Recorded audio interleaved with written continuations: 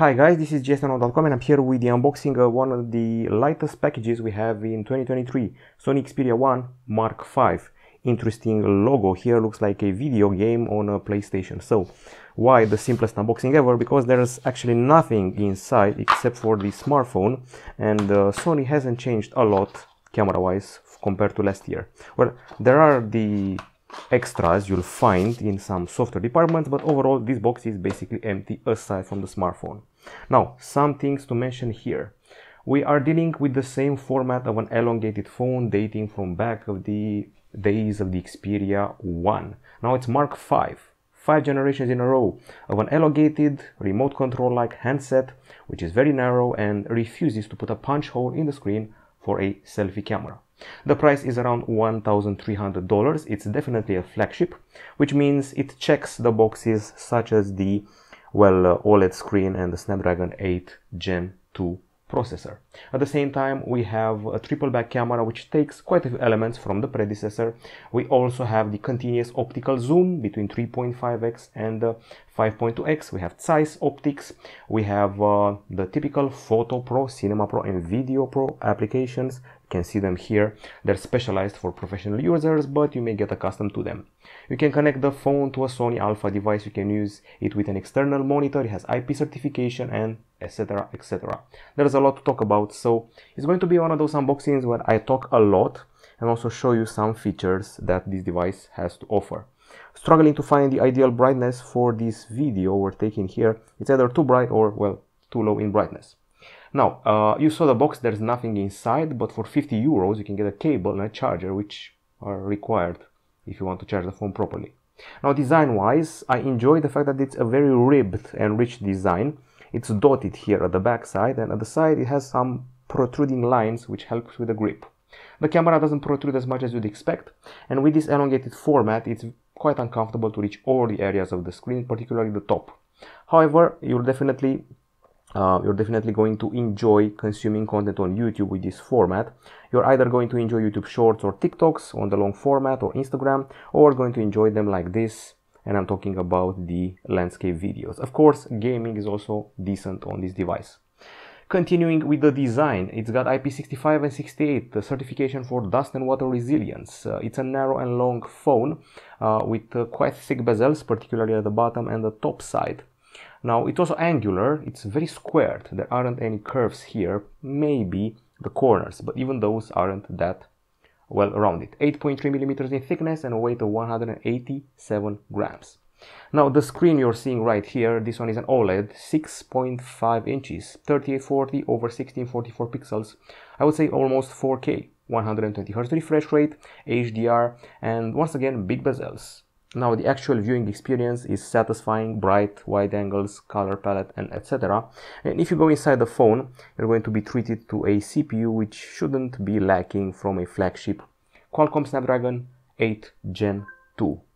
So aside from the screen I just mentioned, this handset comes with a Qualcomm Snapdragon 8 Gen 2 processor, 4nm, octa-core made by TSMC, and at the same time it's also accompanied by 12 gigs of RAM and 256 or 512 gigabytes of storage. Believe it or not, there's even a micro SD card slot in the mix. Now, as far as the battery is concerned, this handset provides you with a 5000 mAh unit which charges at 30 watts via wire, and also has wireless charging support and even reverse wireless charging. For security, we have a fingerprint scanner here in the power button, which is flat and slightly in depth. Here we have the small volume buttons, and this is an extra physical button for the camera. You're actually going to be using it, as I'll show you later on. We have stereo speakers which are orientated towards the audience. We have this slit here and also this smaller slit here, and they will output the sound together with a special dynamic vibration system which I never loved. Here we have the audio jack, here we have a microphone, and at the bottom USB-C port 3.2 and outputs video, and here we have the SIM tray which is very well protected by a special lid. On the connectivity side of things, there's Wi-Fi 6E, Bluetooth 5.3, GPS dual band, NFC, and once again USB-C 3.2 here, OTG and video output check out. Now, as I have been mentioning for years now, Sony is doing Sony's thing. They are not willing to cut a punch hole in a screen for a selfie camera. That's why the 12 megapixel shooter here is placed at the top side above the screen. 4K capture, fixed focus f2.0 aperture. And if you go to the back side, there's a triple camera with quite a lot of tech. The 40 megapixel main sensor has f1.9 aperture, optical image stabilization, and dual pixel phase detection autofocus. Well, I should probably also mention that there are some things here taken from the predecessor.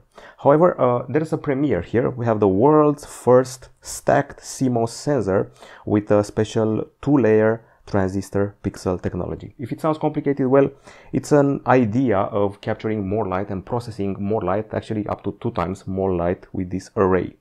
Now, going further, we have a 12 megapixel telephoto camera here, which has a continuous zoom between 3.5x and 5.2x. Basically, it's a seamless zoom. You will not lose quality between those steps. And then there's the ultra wide camera, 12 megapixel with dual pixel phase detection autofocus. You see here the Zeiss logo. It's applied with the Zeiss optics and the Zeiss T-Star, which is a coating which gets rid of ghosting and other unusual and not so likable effects. There's the LED flash here, and we have the ability to capture 4K video at up to 120 frames per second, but not with all the apps.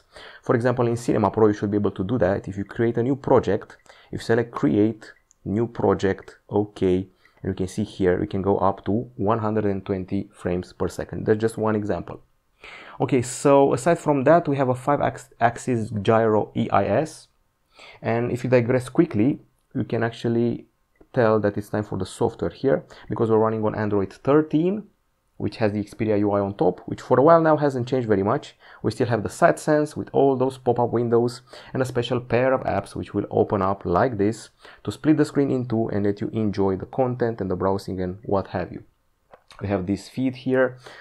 We can also use the buttons here or gestures to navigate. We have always on display between the settings, and by the way, as usual, Sony, competing with Xiaomi and Samsung, has some of the most options you can find for a screen. Check this out. Standard mode, creator mode, auto creator mode, HDR drive. These are actually professional features for professional users. One hand mode once again, and well, that's pretty much it.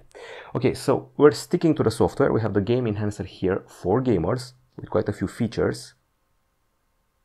Sony is no stranger to this. They actually sponsored the Call of Duty mobile tournament a few years back. And as far as the apps are concerned, we have the Photo Pro, which is the main camera app here. People may feel confused even in the basic app, but there are other ones. Auto, there's the program auto, shutter speed, manual exposure, and memory recall.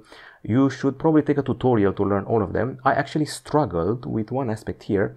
To be honest, it was the bokeh shots. So if you're doing bokeh, you should actually press this.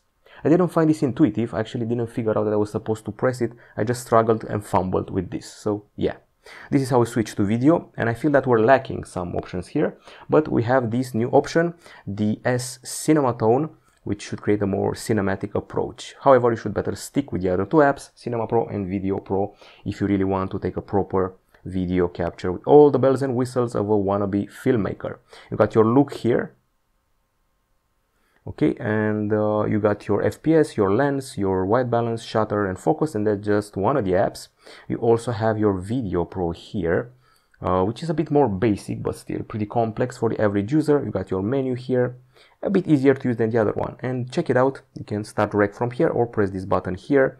You can check out the ISO, start a new project, and even shoot HDR video in 4K or 120 frames per second.